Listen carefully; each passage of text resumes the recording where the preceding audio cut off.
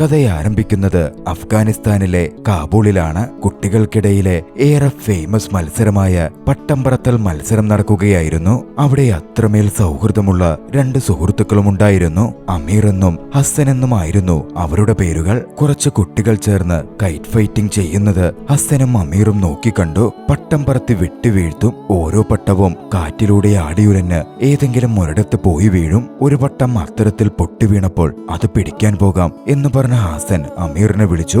അവരിരുവരും പട്ടത്തിന് പിന്നാലെ പോവാൻ തുടങ്ങി. മറ്റു കുട്ടികളും പട്ടം പിടിക്കാനായി പോകുന്നുണ്ട്. പക്ഷേ ഹസന് പ്രത്യേകിച്ചൊരു സ്കില്ല് തന്നെ ഉണ്ടായിരുന്നു. പൊട്ടിവീഴുന്ന പട്ടം കൃത്യമായി എവിടെ വീഴും എന്ന് ഹസന് മുൻകൂട്ടി കാണാനാകും. അത്തരത്തിൽ അമീറിനെയും കൂട്ടി മറ്റു കുട്ടികൾ പോവാത്തൊരു പാതയിൽ ഹസൻ പോയി. ശേഷം ഒരിടത്ത് ചെന്ന് നിൽക്കാൻ ആരംഭിച്ചു. പട്ടം കൃത്യമായി അവിടെ വീഴും എന്ന് ഹസൻ പറഞ്ഞിരുന്നു. അമീറിന് പക്ഷേ ഹസൻ തന്നെ പറ്റിക്കുവാണോ എന്നുപോലും ഒരു നിമിഷം സംശയം തോന്നാതിരുന്നില്ല.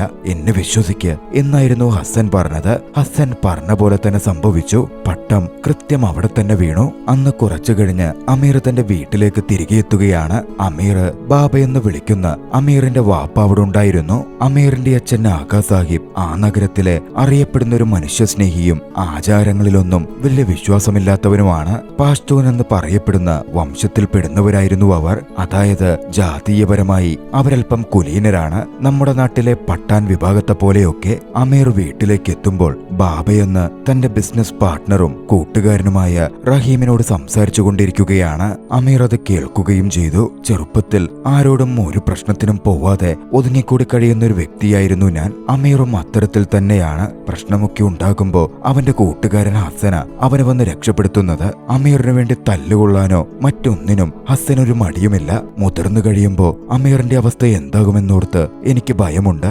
ആരെങ്കിലും എതിരെ വന്ന അതിനെതിരെ പ്രതികരിക്കാൻ അവന് സാധിക്കണ്ടേ. അതൊക്കെ കേട്ട അമീറിന് താനൊരു തോൽവിയാണോ എന്ന് പോലും തോന്നിയിരുന്നു. അന്ന് റഹീമങ്കൾ അമീറിനോട് വന്ന് സംസാരിച്ചു. അമീറും റഹീമങ്കളിനോട് മനസ്സ് തുറന്നു. അമീറിന്റെ ജനനത്തോടെയായിരുന്നു അവന്റെ ഉമ്മ മരിച്ചത്. അതുകൊണ്ട് തന്നെ തന്റെ ഉമ്മയുടെ മരണത്തിന് കാരണം താനാണോ എന്നൊരു തോന്നൽ എപ്പോഴും അമീറിന്റെ ഉള്ളിൽ ഉണ്ടായിരുന്നു. അതുകൊണ്ടാണ് താൻ സ്വയം കുറ്റപ്പെടുത്തി എല്ലാത്തിൽ നിന്നും ഒതുങ്ങി നിൽക്കുന്നത് എന്ന് അമീർ പറഞ്ഞു. പക്ഷേ റഹീമങ്കൾ അവനെ സമാധാനിപ്പിച്ചു. എല്ലാം ദൈവത്തിന്റെ പ്ലാനിലുള്ളതാണെന്നും അതിൽ ആരുടെയും കുറ്റമൊന്നുമില്ല എന്ന് പറഞ്ഞുകൊണ്ടായിരുന്നു അത്. അമീറിന്റെ പശ്ചാത്തലത്തെപ്പറ്റി നമ്മൾ പറഞ്ഞല്ലോ. കുലീന കുടുംബത്തിൽ പാഷ്തൂൺ വംശപരമ്പരയിൽപ്പെട്ട സമ്പന്നനായ ആകാ സാഹിബിന്റെ മകൻ. മറുവശത്ത് അവന്റെ ബെസ്റ്റ് ഫ്രണ്ടായ ഹസനാകട്ടെ ആകാ സാഹിബിന്റെ വീട്ടിലെ വർഷങ്ങളായിട്ടുള്ള ജോലിക്കാരൻ അലിയുടെ മകനാണ്. അലിയും ഹസനുമൊക്കെ ഹസാര എന്ന് വിളിക്കപ്പെടുന്ന സാമൂഹിക പശ്ചാത്തലത്തിൽ സമ്പത്ത് കൊണ്ടും ജാതീയപരമായും താഴേക്കിടയിലുള്ള വ്യക്തികളാണ്. തന്റെ വാപ്പ അലിയെ ജോലിയിൽ സഹായിക്കാൻ ഹസൻ ഇടയ്ക്കിടയ്ക്ക് പോകുമായിരുന്നു. അലിയും ഹസനും തമ്മിലുള്ള സൗഹൃദം നാൾക്കുനാൾ വർദ്ധിച്ചു വന്നുകൊണ്ടേയിരുന്നു. രണ്ട് സാമ്പത്തിക സാമൂഹിക പശ്ചാത്തലത്തിലുള്ളവരാണെങ്കിലും അവരുടെ സൗഹൃദത്തെ അത് ബാധിച്ചിരുന്നേയില്ല. അടുത്ത ദിവസം അമീറും ഹസനും അമീറിന്റെ ഏറെ ഇഷ്ടപ്പെട്ട ഒരു സിനിമ കാണുവാൻ പോയി. തിരികെ വരുന്ന വഴിയിൽ 3 പയ്യന്മാർ അവരെ ആക്രമിക്കാൻ വന്നു. 10 വയസ്സുകാരായി അവരെ ആക്രമിക്കാൻ വന്നത് അവരെക്കാളും മുതിർന്ന ആസഫ് എന്ന പയ്യനും സംഘവുമായിരുന്നു. നിനക്ക് കൂട്ടുകാരൊന്നുമില്ലല്ലോ, ആകെ കൂട്ടുകൂടാൻ കിട്ടിയത് ഈ ജോലിക്കാരനുമായിട്ടാണോടാ എന്ന തരത്തിലായിരുന്നു ആസഫിന്റെ ചോദ്യം. ജാതീയമായി താഴ്ന്ന ഹസാറയിൽപ്പെട്ട ഹാസൻ അവരുടെ ആ സിറ്റിയിൽ ജീവിക്കുന്നതൊന്നും ആസഫ് അടക്കമുള്ളവർക്ക് ഇഷ്ടപ്പെട്ടിരുന്നില്ല. അതിന്റെ പേരിൽ അവരെ വംശീയപരമായും വർഗീയപരമായും പുച്ഛിക്കുവാനും കളിയാക്കുവാനും ആസഫ് ശ്രമിച്ചു. പക്ഷേ ഹസൻ തന്റെ തെറ്റാലിയെടുത്ത് ആസഫിന്റെ നേരെ നീട്ടി. അതോടെ ഭയന്ന് ആസഫും സംഘവും പിന്മാറിപ്പോവുകയാണ്. അടുത്ത ദിവസം ഹസന്റെ ബർത്ത്ഡേ ആയിരുന്നു. അമീർ അവന് US-ൽ നിന്ന് കൊണ്ടുവന്നിരുന്ന നല്ലൊരു തെറ്റാലി സമ്മാനമായി കൊടുത്തു. തെറ്റാലി ഉപയോഗിക്കുന്നതിൽ ഹസൻ മിടുക്കനാണ്. ഹസന് വലിയ സന്തോഷം തന്നെ തോന്നിയിരുന്നു. ശേഷം അവർ ഒന്നിച്ച് പുറത്തുപോയി. സ്ഥിരമായി പോയിരിക്കുന്നിടത്ത് ഇരിക്കുമ്പോ അവിടെയുള്ള മരക്കുറ്റിയിൽ അമീർ അവരിരുവരുടെയും പേരെഴുതി കൊത്തിവെച്ചു. ഹസന് എഴുതാനും വായിക്കാനും അറിയില്ല. സ്വയം അത് പഠിക്കുവാൻ അവൻ ശ്രമിക്കുന്നുണ്ടായിരുന്നു. അവർ തിരികെ വരുമ്പോ അമീറിന്റെ ബാബ ആ വഴി വന്നു. ഹസനെയും അമീറിനെയും അദ്ദേഹം തന്റെ കാറിലേക്ക് കയറ്റി. ഹസന്റെ ബർത്ത്ഡേ ആണല്ലോ, അതുകൊണ്ട് അവനൊരു ഗിഫ്റ്റ് കൊടുക്കണം എന്ന് ആഗ്രഹിച്ചിരുന്ന അമീറിന്റെ ബാബ അവരിരുവരെയും കൂട്ടി അടുത്തുള്ള ഷോപ്പിലേക്ക് പോയി. പട്ടം വെക്കുന്ന ഒരു കടയായിരുന്നു അത്. ഹസൻ ഇഷ്ടമുള്ള ഏത് പട്ടം വേണമെങ്കിലും വാങ്ങിക്കോ എന്ന് ബാബ പറഞ്ഞു. ഹസനും തനിക്കേറെ ഇഷ്ടപ്പെട്ട ഒരു പട്ടം ചൂണ്ടിക്കാട്ടി. ബാബ അത് വാങ്ങിക്കൊടുക്കുകയും ചെയ്തു. ഹസന് വലിയ സന്തോഷം തോന്നിയിരുന്നു. ഹസൻ അദ്ദേഹത്തോട് കുറെ നന്ദി പറഞ്ഞു. നാളുകൾ കടന്നുപോയി. ശൈത്യകാലം കടന്നു വന്നു. ശൈത്യകാലത്താണ് പട്ടം പറക്കൽ മത്സരമൊക്കെ നടക്കുക. കുട്ടികളൊക്കെ ഏറെ പ്രതീക്ഷയോടെ കാത്തിരിക്കുന്ന ഒരു സമയമാണത്. മത്സരത്തിന് മുമ്പേ തന്നെ ഹസ്സനും അമീറും ചേർന്ന് പട്ടം പറത്തലിന് വേണ്ട കാര്യങ്ങളൊക്കെ തയ്യാറാക്കാൻ ആരംഭിച്ചിരുന്നു. പട്ടം വെട്ടി അടുത്ത പട്ടം മുറിച്ചിടുവാൻ പാകത്തിന് നൂലടക്കം അവർ തയ്യാറാക്കിയെടുത്തു. അടുത്ത ദിവസം കൈറ്റ് റണ്ണിംഗ് മത്സരം നടക്കുകയാണ്. കാബൂൾ നഗരത്തിന്റെ ആകാശം പട്ടങ്ങളാൽ നിറഞ്ഞിരുന്നു. തീർച്ചയായും അമീറും ഹസ്സനും അവരുടെ പട്ടവും ഉയർത്തിയിട്ടുണ്ട്. ഹസ്സൻ നൂല് പിടിച്ച് നിൽക്കുമ്പോ അമീർ പട്ടം പറത്തി. ബാബ എപ്പോഴും 14 പട്ടങ്ങൾ മുറിച്ചിട്ടുണ്ട് എന്ന തരത്തിൽ വീമ്പ് പറയുമായിരുന്നു. അതെന്തെങ്കിലും ബ്രേക്ക് ചെയ്യണം എന്ന അമീറിനും ആഗ്രഹമുണ്ടായിരുന്നു. മികച്ച പട്ടം പറത്തൽ മത്സരം നടന്നു. ഹസ്സന്റെ സഹായത്തോടു കൂടി തന്നെ അമീർ 14ലധികം പട്ടങ്ങൾ മുറിച്ചിട്ട് തന്റെ വാപ്പയുടെ റെക്കോർഡ് മറികടന്നു. ഒടുവിൽ ആകാശത്ത് അവരുടെ പട്ടവും മറ്റൊരു പട്ടവും മാത്രമായി. മികച്ച നീക്കങ്ങളിലൂടെ ആ പട്ടവും മുറിച്ചിട്ട് ഹസ്സനും അമീറും വിജയിക്കുകയാണ്. അവസാനമായി വീഴുന്ന ആ നല്ല പട്ടം പിടിച്ചെടുക്കുവാൻ ഹസ്സന് താല്പര്യമുണ്ടായിരുന്നു. അമീറിനായി താനത് കൊണ്ടുവരും എന്ന് പറഞ്ഞ് ഹസ്സൻ അവിടെ നിന്ന് ഓടിപ്പോവാൻ തുടങ്ങി. അമീർ അവനെ വിളിച്ചു നിർത്താൻ നോക്കിയപ്പോ അതൊന്നും കുഴപ്പമില്ലടാ, നിനക്കു വേണ്ടി 1000 തവണയിലധികം വേണമെങ്കിലും താനത് ചെയ്യും എന്നായിരുന്നു ഹസ്സൻ വിളിച്ചു പറഞ്ഞത്. അത്രമേൽ ഹസ്സൻ അമീറിനെ ഇഷ്ടപ്പെട്ടിരുന്നു. ഹസ്സൻ തിരികെ വരുന്നതും നോക്കി അമീർ കാത്തിരുന്നു. കുറച്ചു സമയം പിന്നിട്ടിട്ടും കാണാതായതോടെ ഹസ്സനെ തിരഞ്ഞ് അമീർ ഇറങ്ങുകയാണ്. പക്ഷേ അന്വേഷിച്ചു ചെന്ന അമീർ കണ്ടത് ഒരു ഡെഡ് എൻഡിൽ കോർണർ ചെയ്യപ്പെട്ടിരിക്കുന്ന ഹസ്സനെയായിരുന്നു. അവനെതിരെ നിൽക്കുന്നത് ആസിഫും സംഘവുമാണ്. തങ്ങൾ വേറെ പ്രശ്നമൊന്നും ഉണ്ടാക്കില്ല, പട്ടം തന്നിട്ട് തിരിച്ചുപൊക്കോ എന്ന് ആസിഫും സംഘവും പറഞ്ഞു. പക്ഷേ അമീറിനു വേണ്ടിയെടുത്ത പട്ടം കൊടുക്കുവാൻ ഹസ്സൻ ഒരുക്കമായിരുന്നില്ല. അങ്ങോട്ടേക്ക് ചെല്ലാൻ ധൈര്യമില്ലാതെ അമീർ അതൊക്കെ മറന്നു നിന്ന് നോക്കിക്കാണുകയും ചെയ്യുന്നുണ്ടായിരുന്നു. പറ്റില്ലെന്ന് ഹസ്സൻ പറഞ്ഞതും ആസിഫും സംഘവും ഹസ്സനെ ക്രൂരമായി ഉപദ്രവിക്കുകയാണ്. പ്രഹരമേൽപ്പിച്ചും പീഡിപ്പിച്ചും തന്നെ അവർ ഹസ്സനെ ഉപദ്രവിച്ചു. അതൊക്കെ മറന്നു നിന്ന് നോക്കിക്കാണാനല്ലാതെ അമീറിന് മറ്റൊന്നും സാധിച്ചില്ല. മുമ്പോട്ട് പോയി ഇടപെടാൻ അവന് ധൈര്യമുണ്ടായിരുന്നില്ല. കുറച്ചു കഴിഞ്ഞ് അതേ പട്ടവുമായി ഹസ്സൻ പുറത്തേക്ക് വന്നു. നടക്കാൻ വരെ അവൻ ബുദ്ധിമുട്ടുന്നുണ്ടായിരുന്നു. അമീർ ഹസ്സനോട് ഒന്നും അറിയാത്ത പോലെ ചോദിച്ചപ്പോ താനൊന്ന് തട്ടി വീണതാണ് എന്ന് മാത്രമായിരുന്നു ഹസ്സൻ മറുപടി പറഞ്ഞത്. തനിക്ക് കുഴപ്പമൊന്നുമില്ല എന്നും ഹസ്സൻ കൂട്ടിച്ചേർത്തിരുന്നു.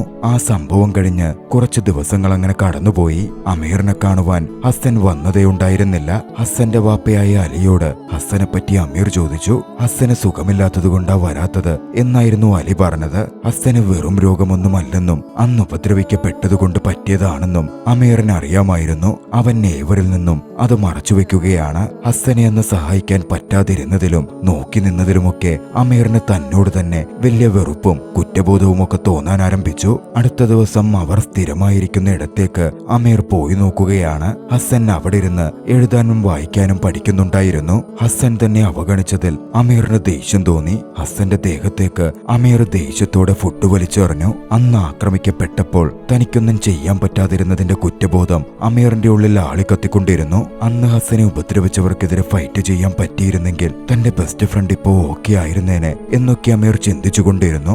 നാളുകൾ കഴിയും തോറും അമീറിന്റെ ഉള്ളിലെ കുറ്റബോധം തന്നോട് തന്നെയുള്ള വെറുപ്പായും മറ്റും അധികരിച്ചു വന്നു. ഓരോ തവണ ഹസ്സനെ കാണുമ്പോഴും ആ വേദന കൂടിക്കൂടി വരുന്നുണ്ടായിരുന്നു. അതുകൊണ്ട് തന്നെ ഹസ്സനിൽ നിന്ന് മാറി നടക്കാനും ഹസ്സൻ വീട്ടിൽ വരാതിരിക്കുവാൻ വീട്ടിലെ സർവന്റായ അലിയെ, അതായത് ഹസ്സന്റെ വാപ്പയെ വീട്ടിൽ നിന്ന് പിരിച്ചുവിടാൻ പറ്റുമോ എന്നും അവൻ ബാബയോട് ചോദിച്ചു. പക്ഷേ ബാബ അമീറിനോട് ദേഷ്യപ്പെടുകയായിരുന്നു ചെയ്തത്. അലിയ വീട്ടിൽ വർഷങ്ങളായി ജോലി നോക്കുന്നതാണ്. അത്രയും ആത്മാർത്ഥതയുള്ള വ്യക്തി, അദ്ദേഹത്തെ പിരിച്ചുവിടാൻ സാധിക്കില്ല എന്ന് ബാബ പറഞ്ഞു. ബാബയെ സംബന്ധിച്ചിടത്തോളം അലിയും ഹസ്സനും തന്റെ കുടുംബത്തെ പോലെ തന്നായിരുന്നു. അധികം വൈകാതെ അമീറിന്റെ ബർത്ത്ഡേ ദിവസം എത്തി. വീട്ടിൽ വലിയ പാർട്ടി തന്നെ സംഘടിപ്പിക്കപ്പെട്ടിരുന്നു. കാബൂളിലുള്ള പ്രമുഖരിൽ പലരും വീട്ടിലെത്തുകയും അമീറിന് ഗിഫ്റ്റ് കൊടുക്കുകയും ഒക്കെ ചെയ്തു. ആ കൂട്ടത്തിൽ ആസിഫും ഉണ്ടായിരുന്നു. ആസിഫുമായി അമീറിന് ഷെയ്ക്ക് ഹാൻഡ് ചെയ്യേണ്ട വന്നു. വല്ലാത്തൊരു കുറ്റബോധം അമീറിന്റെ ഉള്ളിൽ രൂപപ്പെട്ടുകൊണ്ടേയിരിക്കുന്നുണ്ടായിരുന്നു. മറ്റുള്ളവരൊക്കെ പാർട്ടി എൻജോയ് ചെയ്യുമ്പോൾ തന്റെ ബർത്ത്ഡേ പാർട്ടി എൻജോയ് ചെയ്യുവാൻ അമീറിന് സാധിക്കുന്നുണ്ടായിരുന്നില്ല. ഹസ്സനെ ഓർത്തുള്ള കുറ്റബോധം കാരണം അവന് സന്തോഷിക്കാനേ സാധിച്ചില്ല. വീണ്ടും വീണ്ടും അതേ കുറ്റബോധം അവനെ നെർവസാക്കി മാറ്റി.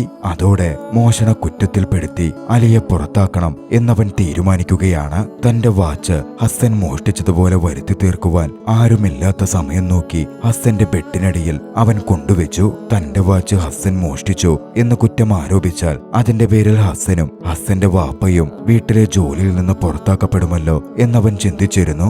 ഓരോ തവണയും ഹസ്സനെ കാണുമ്പോൾ ഉണ്ടാകുന്ന കുറ്റബോധത്തിൽ നിന്നും സ്വയം വെറുപ്പിൽ നിന്നും തനിക്ക് രക്ഷപ്പെടാൻ സാധിച്ചേക്കും എന്നും അവൻ ചിന്തിച്ചിരുന്നു. തന്റെ വാച്ച് ഹസ്സൻ മോഷ്ടിച്ചെന്ന് അമീർ പിന്നാലെ ബാബയോട് കംപ്ലൈന്റ് ചെയ്യുകയാണ്. ബാബ ഹസ്സനെയും അലിയെയും വിളിച്ച് ചോദ്യം ചെയ്തു. ഹസ്സനോട് വാച്ച് എടുത്തോ എന്ന് ചോദിച്ചപ്പോൾ അവനത് ചെയ്തിട്ടില്ലെങ്കിലും തന്നെ ഒഴിവാക്കാൻ വേണ്ടി അമീർ അത് ചെയ്തതായിരിക്കുമെന്ന് മനസ്സിലാക്കി താൻ വാച്ചെടുത്തു എന്ന് ഹസ്സൻ സമ്മതിക്കുകയാണ്. വാച്ചെടുത്തിട്ടില്ലെന്ന് അവൻ പറഞ്ഞാൽ കൂടുതൽ അന്വേഷണം വരുമെന്നും അമീർ പിടിക്കപ്പെടുമെന്നും ബാബയുടെ മുമ്പിൽ അവൻ അപമാനിതനാകുമെന്നും ഹസ്സൻ അറിയാമായിരുന്നു. തന്റെ പ്രിയ സുഹൃത്ത് അത്തരത്തിൽ വേദനിക്കരുത് എന്ന് ഹസ്സൻ ഉണ്ടായിരുന്നു. കുറ്റം ഹസ്സൻ സമ്മതിച്ചതും അമീറിന്റെ ബാബ ഹസ്സനോട് ദേഷ്യം കാണിച്ചില്ല.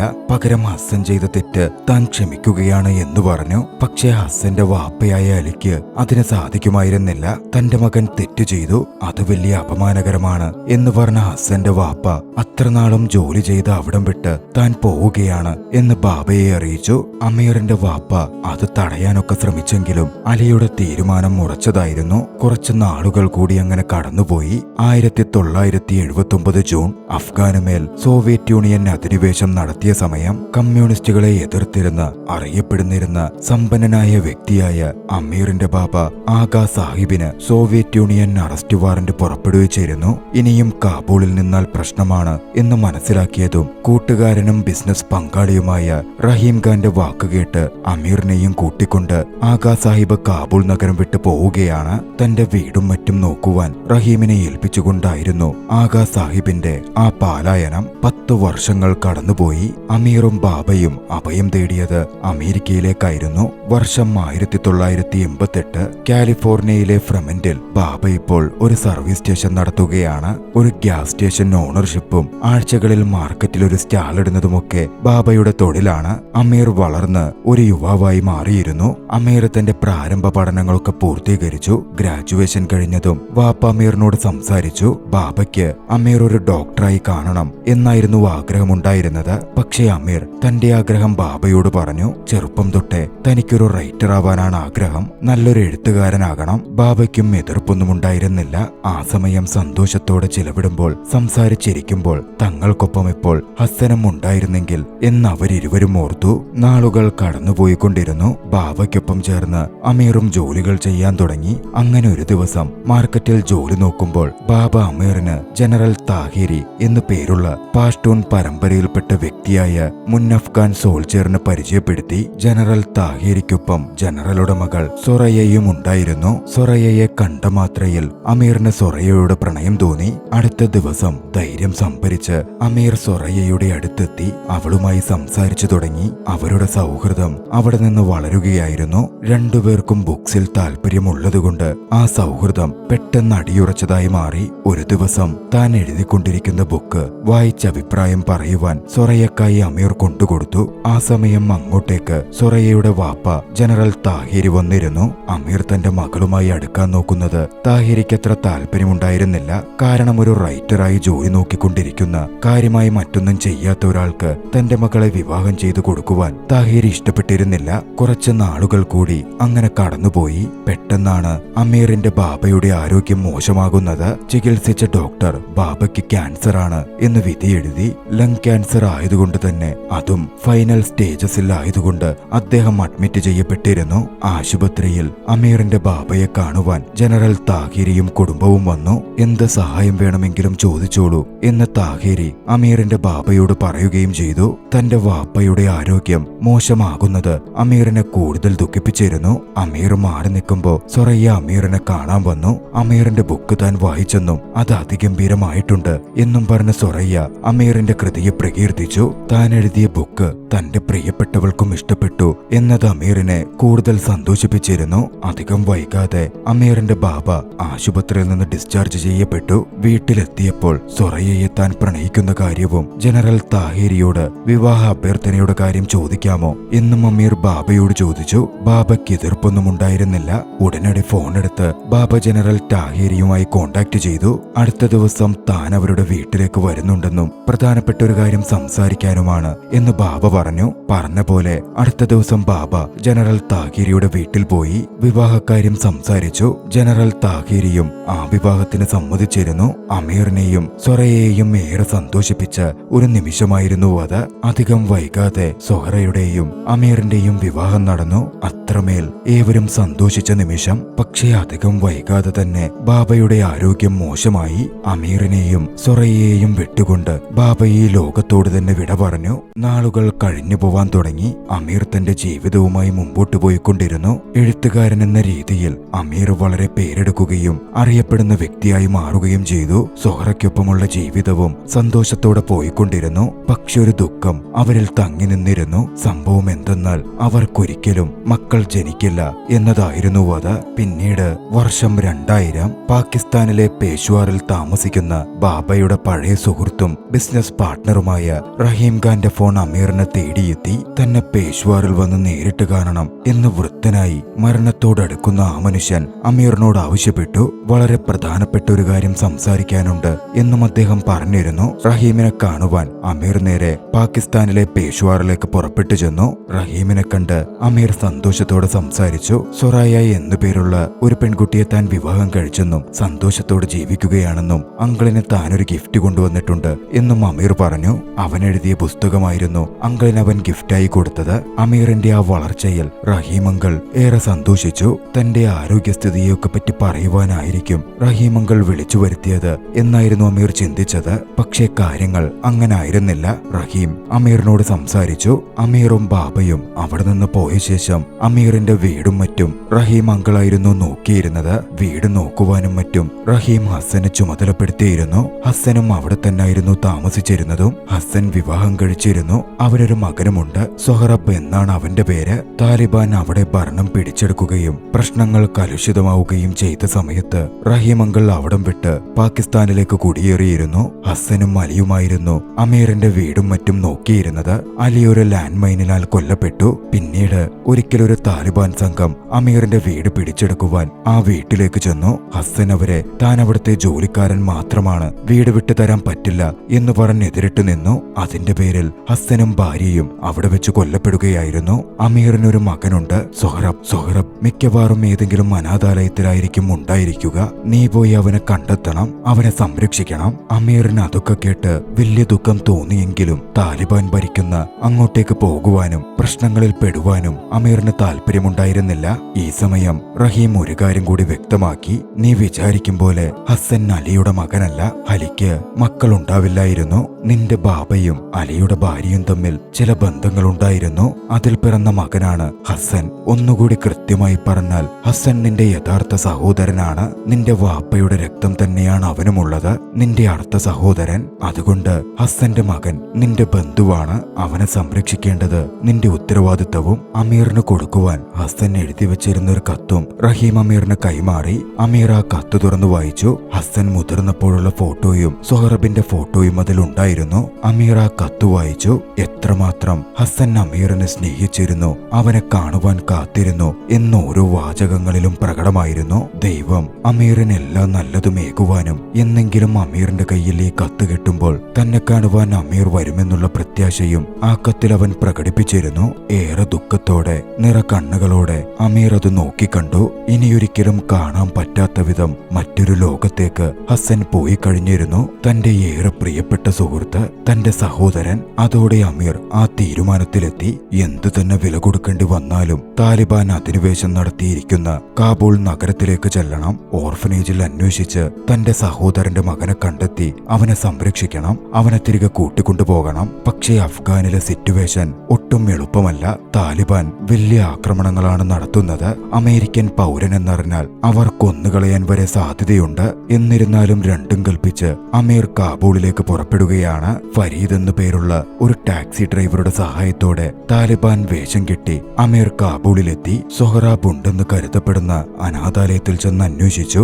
ആദ്യം ആ ഓർഫനേജ് ഓണർ ഒന്നും പറയാൻ കൂട്ടാക്കിയില്ലെങ്കിലും തങ്ങൾ പ്രശ്നക്കാരായ ആളല്ല എന്ന് അമീർ വ്യക്തമാക്കിയതും സൊഹറാബിനെ പറ്റിയുള്ള കാര്യങ്ങൾ ഓർഫനേജ് ഓണർ വിശദീകരിച്ചു. താലിബാന്റെ ഒരു നേതാവ് ഇടയ്ക്ക് പണവുമായി അനാഥാലയത്തിലേക്ക് കടന്നുവരും. പണം അവിടെയിട്ട് ഓരോ പെൺകുട്ടികൾ പെൺകുട്ടികളെ കൂട്ടിക്കൊണ്ടുപോകും. പക്ഷേ ഇടയ്ക്കിടയ്ക്ക് പെൺകുട്ടികൾക്ക് പകരം അയാൾ കൊണ്ടുപോവുക ആൺകുട്ടികളെയായിരിക്കും. കഴിഞ്ഞ തവണ വന്നപ്പോൾ അയാൾ കൊണ്ടുപോയത് സൊഹറാബിനെയാണ്. ആ ഒഫീഷ്യലിന്റെ അടുത്തേക്ക് എത്താനുള്ള വഴിയും ആ ഓർഫനേജ് ഓണർ അമീറിന് പറഞ്ഞുകൊടുത്തു. അങ്ങോട്ടേക്ക് പുറപ്പെടുന്ന വഴിയിൽ അമീർ തന്റെ പഴയ വീട്ടിൽ പോയി. ഹസ്സനും താനും ഒന്നിച്ചുള്ള പഴയ ഓർമ്മകൾ തങ്ങി നിൽക്കുന്ന ഉപേക്ഷിക്കപ്പെട്ട നിലയിലുള്ള തന്റെ ആ പഴയ വീട്ടിൽ അവൻ അതിലേക്ക് കുറേയധികം നേരം നോക്കി നിന്നു. അവിടെ നിന്നും അമീർ പോയത് പണ്ട് ഹസ്സനും ഒന്നിച്ച് സന്തോഷത്തോടെ പോയിരിക്കാറുള്ള ഇടത്തേക്കായിരുന്നു. മരത്തിൽ പണ്ട് കൊത്തിയിട്ടിരുന്ന പേരുകൾ അമീർ നോക്കിക്കണ്ടു. പിന്നീട് അവിടെ നിന്നും താലിബാൻ ഒഫീഷ്യലിനെ കണ്ടെത്താൻ ഓർഫനേജ് ഓണർ പറഞ്ഞുകൊടുത്ത ഇടത്തേക്ക് അവർ ചെന്നെത്തുകയാണ്. അഫെയർ ഉണ്ടായിരുന്ന ഒരു കപ്പിൾസ് അവിടെ ക്രൂരമായ രീതിയിൽ ശിക്ഷിക്കപ്പെടുന്നത് അമീർ നോക്കിക്കണ്ടു. താലിബാൻ നിയമപ്രകാരമുള്ള ശിക്ഷാവിധികളായിരുന്നു നടപ്പിലാക്കിക്കൊണ്ടിരുന്നത്. അതൊക്കെ അവസാനിച്ചതും അവിടുണ്ടായിരുന്ന ലീഡറിനെ കാണുവാൻ അമീർ അങ്ങോട്ടേക്ക് ചെന്നു. ചില ബിസിനസ് കാര്യങ്ങൾ സംസാരിക്കാനാണ് എന്ന് പറഞ്ഞുകൊണ്ടായിരുന്നു അത്. അമീറിനോട് ഒരു മുറിയിൽ വെയിറ്റ് ചെയ്യാൻ ആവശ്യപ്പെട്ടു. പിന്നാലെ ലീഡറുടെ അസിസ്റ്റന്റ് അങ്ങോട്ടേക്ക് കടന്നു വരികയാണ്. അമീറിനെ കണ്ടതും താലിബാൻ വേഷത്തിൽ വന്നിരിക്കുന്ന വ്യക്തിയാണ് അമീർ എന്ന് അവൻ മനസ്സിലാക്കിയിരുന്നു. അതയാളെ കൂടുതൽ ദേഷ്യം പിടിപ്പിച്ചു. പക്ഷെ അമീർ ഉള്ള കാര്യം പറഞ്ഞു. സൊഹറാബ് എന്ന പയ്യനെ നോക്കിയാ ഞാനിവിടെ വന്നത്. അവൻ എന്റെ സഹോദരന്റെ മകനാണ്. അമീർ നോക്കി വന്ന പയ്യനെ അതോടെ ലീഡറിന്റെ അസിസ്റ്റന്റ് അങ്ങോട്ടേക്ക് വിളിച്ചു വരുത്തുകയാണ്. പാട്ടുവെച്ച് ഡാൻസ് ചെയ്തുകൊണ്ടായിരുന്നു ആ പയ്യൻ അങ്ങോട്ടേക്ക് കൊണ്ടുവരപ്പെട്ടത്. അസിസ്റ്റന്റ് ആ പയ്യനെ ചേർത്തു പിടിച്ചിരുന്നു. അമീറിന്റെ രൂപഭാവങ്ങളൊക്കെ എടുത്തു മാറ്റപ്പെട്ടിരുന്നു. നീ അമീറാണെന്ന് എനിക്കറിയാം. ഇവൻ എന്റെ ഡാൻസിംഗ് ബോയ് ആണ്. ഡാൻസിംഗ് ബോയ് എന്ന് പൊതുവെ പറയപ്പെടുന്നത് ലൈംഗികപരമായ കാര്യങ്ങൾക്കും കളിചിരികൾക്കും ഒക്കെയായി വെക്കപ്പെടുന്ന ചെറിയ കുട്ടികളെയാണ്. പിന്നാലെ ഒരു കാര്യം കൂടി വ്യക്തമായി. ലീഡറിന്റെ അസിസ്റ്റന്റായി പ്രശ്നക്കാരനായ വ്യക്തിയായി അവിടുള്ളത് യാഥാർത്ഥ്യത്തിൽ പണ്ട് ഹസ്സനെ ഉപദ്രവിച്ച ആസിഫ് എന്ന ആ പയ്യനായിരുന്നു. അവൻ വളർന്ന് താലിബാനിൽ ജോയിൻ ചെയ്തതാണ്. സൊഹറബിനെ തിരികെ കൂട്ടിക്കൊണ്ടു പോകണം എന്നതിൽ അമീർ ഉറച്ചു നിന്നു. അതോടെ ജീവനോടെ അവിടെ നിന്ന് അമീറിന് പോവാൻ കഴിഞ്ഞാൽ സൊഹറബിനെ താൻ ഉപേക്ഷിച്ചേക്കാം എന്ന് ആസിഫ് പറഞ്ഞു. അമേരിക്കയിലേക്ക് സൊഹറാബിനെ കൊണ്ടുപോകുമെന്ന് പറഞ്ഞതിന് അമീറിനെ അവർ ക്രൂരമായി മർദ്ദിക്കാനും ആരംഭിച്ചു. ഒരു ഘട്ടത്തിൽ ആസഫ് അമീറിനെ ചെയറുകൊണ്ടടിച്ച് കൊല്ലാനായി ശ്രമിക്കുമ്പോൾ അവിടുണ്ടായിരുന്ന സൊഹറാബ് കയ്യിൽ കിട്ടിയ തെറ്റാലിയെടുത്ത് ഒരു കല്ലുവെച്ച് ആസിഫിന്റെ കണ്ണിലേക്ക് അടിച്ചു. വേദന കൊണ്ട് പൊളഞ്ഞ് ആസിഫ് താഴെ വീണിരുന്നു. കിട്ടിയ അവസരത്തിൽ സൊഹറാബും ആമിറും ജനൽ വഴി പുറത്തു ചാടി രക്ഷപ്പെട്ടു. ഒരു തരത്തിൽ ആ നഗരം വിട്ടു പോകുവാനും അവർക്ക് സാധിച്ചിരുന്നു. പേഷ്വാറിൽ റഹീമംഗളിന്റെ അടുത്തേക്ക് അവർ പോയെങ്കിലും റഹീമംഗൾ അപ്പോഴേക്കും മരണപ്പെട്ടിരുന്നു. സൊഹറാബിനെ അമേരിക്കയിലേക്ക് കൊണ്ടുപോയി അഡോപ്റ്റ് ചെയ്യുവാൻ അമീർ തീരുമാനിച്ചു. പക്ഷേ അതിലും ചില പ്രശ്നങ്ങളുണ്ടായിരുന്നു. സൊഹറാബ് ഒരു അനാഥനാണെന്ന കാര്യം പ്രൂവ് ചെയ്യണമായിരുന്നു. അതിന് സൊഹറാബ് ഏതെങ്കിലും അനാഥാലയത്തിൽ കുറച്ചുനാൾ പോകേണ്ട വരും. പക്ഷേ സൊഹറാബിന് അത് സാധിക്കില്ലായിരുന്നു. ട്രോമയിൽ വല്ലാതെ പെട്ടിരുന്ന സൊഹറാബ് ഓർഫനേജിലേക്ക് കുറച്ചുനാൾ പോവേണ്ട വരും എന്ന് കേട്ടതും കൈമുറിച്ച് ആത്മഹത്യ ചെയ്യുവാൻ ശ്രമിച്ചു. പക്ഷേ അമീർ അവന്റെ കൂടെ തന്നെ നിന്നു. അവനെ സമാധാനിപ്പിച്ചു. അവൻ ഒരിക്കലും ഇനി ദുരിതത്തിൽ ജീവിക്കേണ്ടി വരില്ല എന്നവൻ ഉറപ്പുകൊടുത്തു. ഒടുവിൽ സൊറയ്യയുടെ കൂടി സഹായത്തോടെ സൊഹറബിനെ അമീർ ഒരു തരത്തിൽ അമേരിക്കയിലേക്ക് കൊണ്ടുപോവുകയാണ്. സൊറയ്യയും സന്തോഷത്തോടെയായിരുന്നു സൊഹറബിനെ സ്വീകരിച്ചത്. അവരുടെ കുടുംബത്തിൽ അവനും ഒരു അംഗമായി മാറി. പക്ഷേ എന്നിരുന്നാലും സൊറയ്യയോടും അമീറിനോടും അടുത്തിടപഴകാനും സംസാരിക്കാനുമൊക്കെ സൊഹറബ് അല്പം മടിക്കുന്നുണ്ടായിരുന്നു. അങ്ങനെയിരിക്കെ ഒരു ദിവസം സൊറയ്യയുടെ അച്ഛൻ ജനറൽ താഹിരിയും ഉമ്മയും അവരെ കാണുവാനെത്തി. താഴ്ന്ന ജാതിയിൽപ്പെട്ട സൊഹറബിനെ കൊണ്ടുവന്നിങ്ങനെ പാർപ്പിച്ചത് എന്തിനാണ് എന്നൊക്കെ ജനറൽ താഹിരി അമീറിനെ ചോദ്യം ചെയ്തു. അത്തരത്തിൽ ഹസാര വംശപരമ്പരയിൽപ്പെട്ട ഒരു പയ്യനെ അവൻ കൊണ്ടുവന്നിട്ടുണ്ട് എന്ന സംസാരം അയൽവക്കങ്ങളിലൊക്കെ നിറയുന്നുണ്ട് എന്നും ജനറൽ താഹിരി പറഞ്ഞിരുന്നു. സൊഹറബ് അങ്ങനെ ആരെങ്കിലും അല്ലെന്നും തന്റെ സഹോദരന്റെ മകനാണെന്നും ഒരിക്കലും അവനെ ഹസാര ബോയ് എന്ന് വിളിക്കരുതെന്നും അവന്റെ പേര് സൊഹറബ് എന്നാണെന്നും അവനെ അതേ ബഹുമാനത്തോടെ സൊഹറബ് എന്ന് തന്നെ വിളിക്കണം എന്നും അമീർ ആവശ്യപ്പെട്ടു. അമീറിന്റെ വാക്കുകളിൽ അവന്റെ തീരുമാനങ്ങൾ പ്രകടമായിരുന്നു. അവരവനെ പട്ടം പറത്തലൊക്കെ നടത്തുന്ന സാൻ ഫ്രാൻസിസ്കോയിലെ വലിയൊരു മൈതാനത്ത് കൊണ്ടുപോയി. അവിടെ വെച്ച് ഹസ്സനും താനും പട്ടം പറത്തിയിരുന്നതിനെ പറ്റിയും ഹസ്സന്റെ പട്ടം പറത്തുന്നതിലുള്ള ചില ട്രിക്കുകളെ പറ്റിയുമൊക്കെ അമീർ സംസാരിച്ചു. സൊഹറബ് അന്ന് അമീറിനോട് മനസ്സ് തുറക്കാനും അടുപ്പം കാണിക്കാനും ആരംഭിച്ചു. അന്നവിടെ കൈറ്റ് ഫൈറ്റിംഗ് ആരംഭിച്ചിരുന്നു. പണ്ട് ഹസ്സൻ പിടിച്ചിരുന്ന പോലെ സൊഹറാബിനു വേണ്ടി നൂല് പിടിക്കുന്ന വ്യക്തിയായി അമീർ മാറി. ഹസ്സന്റെ ട്രിക്കുകൾ സൊഹറാബിനായി അവൻ പറഞ്ഞുകൊടുത്തു. സൊഹറാബ് ആ ആദ്യത്തെ പട്ടം വീഴ്ത്തി ചെറിയൊരു ചിരി അവന്റെ മുഖത്ത് തെളിഞ്ഞു. അമീർ പൂർണ്ണ മനസ്സോടെ ആ ചിരി നോക്കിക്കണ്ടു. സൊഹറാബ് മുറിച്ചിട്ട പട്ടമെടുക്കുവാൻ അമീർ പട്ടത്തിന് പിന്നാലെ ഓടാൻ ആരംഭിച്ചു. പണ്ട് ഹസൻ അമീറിനു വേണ്ടി ചെയ്തിരുന്ന അതേ കാര്യം ഹസനു വേണ്ടി, തന്റെ പ്രിയ സുഹൃത്തിനു വേണ്ടി അവനെ കൊണ്ട് പറ്റുന്നതത്രയും അമീർ ചെയ്തുകൊണ്ടേയിരിക്കുകയായിരുന്നു. ആ ദൃശ്യങ്ങളോടെ കൈറ്റ് റണ്ണർ എന്ന ജീവിതഗന്ധിയായ കഥ അവസാനിക്കുകയാണ്. ഖാലിദ് ഹുസൈനിയുടെ വളരെയധികം ഫേമസ് ആയ ദ കൈറ്റ് റണ്ണർ അഥവാ പട്ടം പറത്തുന്നവർ എന്ന നോവലിനെ അടിസ്ഥാനമാക്കി മാർക്ക് സംവിധാനം ചെയ്ത ഈ ചലച്ചിത്രം നിങ്ങൾക്കിഷ്ടമായെങ്കിൽ വീഡിയോ ലൈക്ക് ചെയ്യുക. അഭിപ്രായങ്ങളും നിർദ്ദേശങ്ങളും കമന്റുകളിൽ രേഖപ്പെടുത്തുക. കഴിയുമെങ്കിൽ ചാനൽ സബ്സ്ക്രൈബ് ചെയ്തും കൂട്ടുകാർക്ക് ഷെയർ ചെയ്തു കൊടുത്തും ഞങ്ങളെ സപ്പോർട്ട് ചെയ്യുക. അടുത്ത എപ്പിസോഡിൽ മറ്റൊരു മികച്ച ചലച്ചിത്രവുമായി നമുക്ക് കണ്ടുമുട്ടാം. അതുവരെ ബൈ.